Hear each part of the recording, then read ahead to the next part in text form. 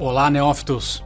Como vocês estão? Espero que vocês estejam muito bem. Esse é o canal Cine Alquimia, o canal que a gente faz uma análise simbólica de todos os produtos da cultura pop, cinema, games, quadrinhos e, enfim, toda sorte de produção artística a gente analisa. Só que quando a gente analisa uma obra simbolicamente, cada personagem, cada situação está falando de características do nosso psicológico, do nosso íntimo e da nossa vida. Hoje nós vamos falar de The Last of Us. Gostaria de pedir antes de tudo para que vocês se inscrevam no canal, ativem todas as notificações, o sininho e sigam nas demais redes sociais, para que a gente possa abordar essa obra, entendendo que quando a gente analisa uma obra simbolicamente, a obra fala de você. The Last of Us tem um estilo clássico e pós-apocalíptico que muito se assemelha às obras de zumbi. No entanto, ela consegue carregar uma aura um pouco mais científica, por assim dizer. Você não tem um vírus misterioso ou uma magia que sai das catacumbas. É até um tanto plausível. Explica que um fungo chamado Cordyceps evolui e traz a contaminação para as pessoas, tornando elas extremamente violentas e impulsivas. O protagonista Joel, que é um herói de meia idade, faz o papel de protetor. E Ellie faz o papel de a esperança, a cura, o elemento a ser zelado para que haja alguma esperança para a sociedade. No meio desse caos todo de apocalipse e zumbis e infecção, eu queria fazer uma pergunta. Você notou que essa série ela tá falando sobre a proteção da luz interior? Luz interior igual às nossas virtudes, vou abordar isso mais tarde. Também é importante ressaltar, como eu vou fazer uma análise simbólica da obra, eu não vou fazer aqui um review de cada episódio ou vou ficar aqui dando a minha opinião. Eu vou simplesmente me ater aos símbolos. Mas é necessário que, para abordar simbolicamente, eu dê alguns spoilers. Então, desde já, caso você não assistiu e você não gosta de spoiler, fica por sua conta e risco seguir com o vídeo. No primeiro episódio de Last of Us, a gente tem uma gama de semiótica logo na introdução do episódio. Você é apresentado para Joel e Sarah. A relação deles enquanto pai e filha não é extremamente calorosa. Eles não estão aos beijos e abraços, mas você nota um tremendo esforço deles em manterem essa relação viva, em manterem essa conexão viva entre eles. Você percebe que, apesar deles não terem gigantescas demonstrações de afeto, eles têm uma profunda conexão. A Sarah é justamente o mote que faz o Joel se tornar o modelo de herói que ele é, que eu vou falar mais pra frente. Antes do apocalipse zumbi acontecer, você tem 3 símbolos que anunciam a chegada dele, de uma maneira bem metafórica. No momento em que é aniversário do Joel e a Sarah e ele estão assistindo televisão, a Sarah dorme no colo dele e ele vai colocar a Sarah na cama. Quando ele vai colocar a Sarah na cama, o horário é 11h03. Numa numerologia básica, a gente tem 1 mais 1 mais 3 igual a 5. 5, o 5º dia da criação. Quando Deus cria a vida marítima, os peixes simbolizam a prosperidade. É quando a criação deixa de ser só uma coisa cósmica e passa a ser um ativo de vida, mostrando clara abundância. Também representa o ser humano com os seus 5 sentidos. O pentagrama, muito presente nas ciências esotéricas e ocultismo, o ser humano diante da criação, diante do universo. Ou seja, ele é um número que muito próximo da perfeição e beira a prosperidade. Ou seja, nesse momento, quando a Sarah vai dormir, o equilíbrio está estabelecido. O universo está muito bem estipulado. As coisas estão harmônicas. Até ela acordar de madrugada e tá acontecendo todo aquele entrave que é o começo desse apocalipse. Sarah, quando acorda, ela acorda às 2h16. 2 mais 1 mais 6 igual a 9. Aqui a gente já está analisando o aspecto sombrio, quando a obra te traz um símbolo para fazer você entrar naquele clima de tipo, em vez de eu te trazer a surpresa de uma vez, eu lanço um símbolo na sua consciência para já te estabelecer na atmosfera. 9 é um número que ele é muito mais sagrado do que sombrio, mas a gente está falando de uma série de terror, a gente está falando de uma série pós-apocalíptica, então nós vamos abordar o pouco lado sombrio que esse número tem, que faz referência à hora 9 do dia, que é dito que Cristo, na crucificação, morre na 9ª hora do dia. Cristo, aquele que traz a cura, aquele que vivifica a vida, Cristo, o pão da vida, é sacrificado e toda a realidade colapsa, que é exatamente o que acontece na série. Depois de Sarah acordar nesse horário, ela sai de casa procurando o pai, vê que o pai não tá lá, ele foi resolver um problema de madrugada, porque o tio dela estava preso. Uma cachorra chamada Mercy parece desesperada diante dela, pedindo ajuda. Traduzindo do inglês, é misericórdia. Quando a misericórdia pede ajuda, podemos notar que não restará pedra sobre pedra. O gerador dessa infecção, que torna as pessoas como um zumbi violento e tudo mais, é a evolução de um fungo chamado Cordyceps. E, basicamente, a gente tem aqui uma resposta da natureza, onde você tem Yang como energia masculina, o desenvolvimento, o lógico, a capacidade humana de criar a tecnologia, no sentido mais puro da palavra, o estudo da técnica. No entanto, o ser humano, ele fez um uso excessivo dessa energia masculina e lógica, e a natureza traz uma resposta. A natureza traz uma resposta Yin, também conhecido num conceito, de luz impensada. Yang sendo luz pensada, logos, lógica, e Yin sendo luz impensada, aquela inteligência que harmoniza as coisas de uma maneira mesmo que caótica, mesmo que moral. Aquilo que não é exatamente caos. Pelo contrário, é um elemento organizador que vai trazer ordem, mas de maneira a estipular o equilíbrio independente do que seja necessário. A resposta da natureza, a resposta Yin da natureza, quando o feminino, de tanto sufocado, se estremece e estipula esse tipo de resposta. O caos da força da natureza. Anos se passaram. Joel se tornou um tremendo sobrevivente, extremamente habilidoso diante desse apocalipse. Só que o apocalipse, logo que começa, custa a vida da filha dele, Sarah. E o Joel vira um tipo de ser humano muito austero, que se justifica diante do seu sofrimento. É uma característica que todos nós temos que, depois de um trauma, em resultado de estresse pós-traumático, a gente se justifica demais pelo nosso sofrimento. Então, por conta de eu ter sofrido, eu posso agir de maneira X, Y. Se eu sou uma pessoa extremamente sombria, se eu sou uma pessoa austera, é porque eu fui ferido. Isso é uma falta de exame de consciência extremamente profundo. Isso faz que nós fechemos os nossos laços para com o mundo, para com os outros. E o Joel, ele tá exatamente nessa situação.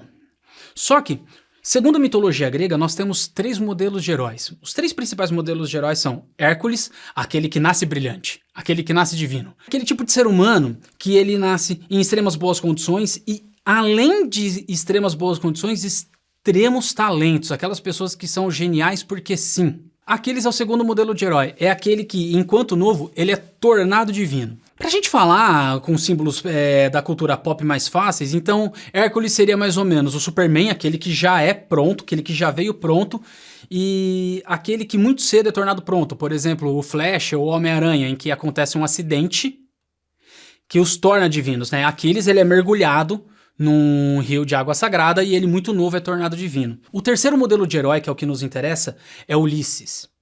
É aquele que é o ser humano que teve que se desenvolver, ele teve que treinar e ele tem extremas limitações quando comparados aos 2 primeiros modelos de herói. Ou seja, a astúcia e a estratégia é a melhor ferramenta dele. Só que, qual que é o interessante desse terceiro modelo de herói? Segundo a Ilíada, nem Hércules volta para casa, nem Aquiles. Mas Ulisses volta para Ítaca. É o terceiro modelo de herói, aquele que se adaptou às circunstâncias, que sobrevive. Joel é exatamente isso. Joel é o cara que ele tem extremas limitações de acordo com a idade, herói já rumando para a terceira idade, mas que com a sua astúcia e com todo o seu esforço e adaptação, ele é o cara que sobrevive. Então ele é a melhor pessoa, apesar de completamente desconexo, para cuidar da Ellie, que também é protagonista da série. Ellie é uma menina muito especial, em que a mãe dela, em pleno parto, foi mordida. Então a Ellie, ela é tanto filha do ser humano, quanto filha do próprio vírus, do fungo. Ela une 2 naturezas em um ser. Uma clara referência a Jesus Cristo, que era filho do divino, misturado com o humano. Ellie também tem a proposta de curar, de ser uma esperança para a realidade, como era Jesus Cristo. Só que Joel é o grande guardião dessa menina que vai ser, ou pode ser, a promessa de uma cura para a infecção e para a humanidade. Olha só que símbolo refinado, que símbolo sofisticado, que símbolo sutil. Significa que diante do apocalipse, ou seja, diante das grandes dificuldades da vida, nós devemos proteger a nossa luz interna, que são nossas virtudes. É muito fácil a gente se desviar dos caminhos ou nos corromper diante das situações difíceis. Ellie, uma menina de 14 anos, significa que nossas virtudes são frágeis, fáceis de serem destruídas. E precisamos ter a firmeza de um Joel, ter a firmeza de um herói preparado, adaptado como Ulisses, para que não nos corrompamos no caminho. Uma curiosidade também, quando a gente fala em Apocalipse, é que no Apocalipse de João, na Bíblia, tem um momento em que, entre vários sinais, acontece em que uma mulher dá luz a uma criança e um dragão está interessado em matar essa criança. O dragão, ele representa claramente a força caótica da natureza, o vírus, os infectados, ou até mesmo os seres humanos corrompidos, violentos, que para sobreviver vale tudo, estão atrás da Ellie e a necessidade de proteger essa criança. Joel, a resiliência de um Joel precisando proteger a criança do dragão, do grande cenário apocalíptico que os envolve. Ao seguir esses episódios, no episódio 2, acontece uma cena muito, muito interessante. Eles estão em cima de um prédio e eles estão vendo toda a estratégia para que eles atravessem uma cidade. E lá embaixo tem um coletivo de zumbis deitados no chão, se movendo de uma maneira quase que sincrônica. E nesse momento é explicado que o fungo sai do corpo deles, entra no chão como uma longa raiz de árvore, alcançando extensões muito longas, que faz com que os zumbis se comuniquem uns aos outros, e ao mínimo sinal de uma presa, eles já emitem esse recado para os zumbis que estão longe, para que venham todos e obedeçam essa ordem. Ou seja, um coletivo gigante de zumbis sendo comandados por uma única ordem, de uma única inteligência. Aqui tem uma sacada muito sofisticada, aqui tem uma sacada muito curiosa. Representa quando a gente está naquele estado de consciência onde perdemos a nossa individualidade consciencial. Ou seja, o efeito manada, o claro efeito manada, quando uma pessoa, um líder ou uma ideia, basta simplesmente emitir o sinal que todo aquele efeito manada responde. Aqui eu tenho um recado muito interessante para dar. Presta muita atenção nos seus pensamentos, porque se você não mais está organizando eles, se você não mais é dono deles, se você não mais os lidera, alguém está fazendo. Não existe vácuo. Se você não está cuidando da sua mente, alguém está. Ao seguir da sequência, tem um episódio muito interessante, que apresenta o casal Bill e Frank. Bill, ele é um sobrevivencialista, né? Ele é aquele cara que tem o estereótipo macho, caçador e tudo mais, e acaba por se apaixonar por Frank e eles viram um casal. Eu não quero entrar muito nesses conceitos sociais do relacionamento, homoafetivo e tudo mais. Eu quero trazer aqui um símbolo da união desses dois, que é o símbolo mais rico de toda a série, na minha opinião. O casal Bill e Frank, eles fazem uma referência direta à carta Sol do tarô. Exatamente, a carta Sol do tarô. Enquanto toda a realidade apocalíptica está indo num caminho, a vida do Bill e do Frank está indo em outro. Mas antes eu vou explicar um pouco sobre a carta Sol. A carta Sol do tarô, ela mostra, normalmente, dois irmãos gêmeos de mãos dadas, ou às vezes até um casal de mãos dadas em plena luz do sol. O sol está no seu ápice, no seu apogeu da manhã. Eles estão sendo abençoados pela luz. A carta Sol, ela representa sucesso nos seus projetos pessoais de vida, prosperidade, parcerias seguras e sinceras, expansão pessoal e também contato com o divino para aquele que crê. Cara, Bill e Frank são exatamente isso. O mundo tá acabando e eles estão prosperando. Todo mundo tá numa vibe assim completamente sobrevivente, todo mundo sobrevivendo e eles estão vivendo. Eles conseguem uma conexão tão forte entre eles que eles vão na contramão de toda a desgraça que está acontecendo naquela realidade. E digo mais, eles conseguem, mesmo que durante curtos momentos da vida deles, terem amizades. Eles conseguem fazer amizade com o Joel e a parceira dele de aventuras e sobrevivência. Ainda que no começo eles tenham as suas rusgas, as suas desconfianças e tudo mais, como que você consegue ser próspero e se sociabilizar num apocalipse desse nível? Então, claramente, eles são a carta Sol. Eles tanto são a carta Sol que a luz deles brilha de uma maneira que mesmo depois do casal morto, o Joel e a Ellie vão até a casa deles, pegar suprimentos e entre outras coisas. O mero contato com a memória do casal faz com que o Joel se aproxime mais da Ellie. Ele deixa de ser tão duro, porque o Joel ele vê na Ellie só uma carga. O Joel é aquele cara que de tão endurecido ele tem resistência à luz. Você já passou aquele momento traumático em que você olha as virtudes e as escolhas certas a se fazer, mas você não tem inspiração nenhuma para abraçar essas virtudes? Você não tem vontade alguma de se aproximar dessa luz interior, né? Que Ellie, curiosamente, também significa luz o nome, né? Agora, depois de ter contato com a carta Sol, com o casal Bill e Frank, essa distância começa a diminuir. A relação do Joel com a Ellie começa a prosperar. O Joel começa a gerar vínculo afetivo com a Ellie, ou seja, depois de banhado pelo sol, da carta Sol, depois de em contato com aquilo que é sagrado, virtudes, amor e tudo mais, Joel começa a se abrir um pouco mais para suas relações interpessoais. Joel começa a se aproximar mais da sua luz interior, da sua salvação pessoal, simbolizada pela Ellie.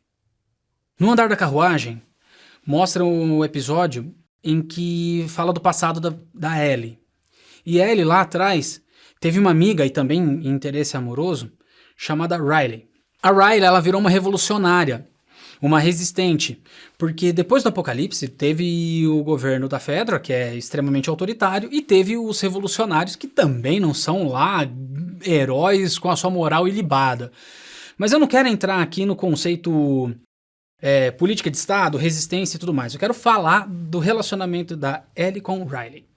A Riley leva a Ellie para um passeio extremamente arriscado e maluco num shopping, a fim de tipo, olha, eu tô indo com a resistência, tô me despedindo de você e tudo mais. E depois de uma briga, elas duas, num momento de reconciliação, elas dançam, cada uma com uma máscara. A Ellie com uma máscara de lobo e a Riley com uma máscara de palhaço. Lobo, entre vários símbolos, ele é um totem que ele é simbolizado pela união, pelo sentimento de alcateia, pelo cuidar um do outro, o sentimento de bando, o sentimento de parceria. Essas máscaras estão mostrando, na verdade, o interno das personagens, não o externo. Ellie não quer se despedir de Riley. Ellie quer a união, o sentimento de alcateia, o sentimento de soma, o sentimento de parceria. Mas Riley, ela tá com a máscara de palhaço, com o símbolo máximo da liberdade, da individualidade, indo de encontro com a carta louco, inclusive, do tarô, que é aquele que é louco para o mundo, mas independente e aventureiro, dono de uma jornada singular para si, que é o sentimento de Riley. Curioso, né? As máscaras, o elemento externo revelando aquilo que está interno. No frigir dos ovos, na conclusão, Ellie finalmente vai pro hospital, onde eles vão analisar a possibilidade de fazer uma cura com ela, né? Um remédio, um soro, alguma coisa do gênero. Só que para que esse remédio seja feito, para que ele seja replicado, é necessário que faça uma cirurgia a qual ela não vai sobreviver, porque está extremamente profundo no cérebro dela a raiz do fungo que eles precisam usar.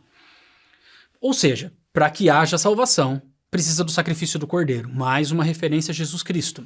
Só que o Joel não permite que isso aconteça. Enquanto a Ellie está desacordada, ele vai lá e mata toda gama de revolucionários que estão impedindo ele de fazer isso. E o Joel tira a Ellie de lá. Só que ele não fala a verdade pra Ellie, que ele salvou ela, que custaria a vida dela. Ele mente. Ele fala pra Ellie que não tem como fazer a cura. Embora a Ellie demonstre uma expressão a qual ela não confia muito no que ele diz, ela suspeita que não seja verdade. Ou seja, ele não deu escolha para ela. Ele não falou, olha, você escolhe. Fica ao seu critério se doar, se sacrificar em prol de uma cura, ou você pode viver e cuidar da sua vida. Isso é aquele momento em que nós, diante de uma situação perigosa, nós negamos a nossa luz ao próximo, nós negamos o acolhimento, nós deixamos de falar algo com medo das consequências daquilo, nós negligenciamos a defesa de alguém que é mais vulnerável, e entre imensas possibilidades. Você está ciente das suas virtudes, você está ciente do que é certo e você nega. É disso que se trata esse tipo de circunstância. A metáfora semiótica diante disso é exatamente quando eu descubro a minha luz, mas eu ainda não estou preparado para dividir. Mas Ellie é uma menina muito resiliente, muito resistente diante das situações mais difíceis. Tomara que o nosso lado luminoso seja resiliente e resistente como a Ellie. E que o Joel, esse nosso aspecto interior, esse herói ao mais clássico molde de Ulisses, tenha vontade de compartilhar essa luz. Só que agora fica a minha pergunta pra você. Já teve algum momento da sua vida em que você negligenciou a sua luz? Em que você achou que você estava muito vulnerável pra isso? Ou que mesmo diante da dificuldade você foi sagaz, resiliente e expôs essa luz pro mundo? Me fala aqui nos comentários quantos apocalipses você já viveu. Não se esqueça de se inscrever no canal, esse é o Cine Alquimia. Seja muito bem-vindo aqui, Nelfit.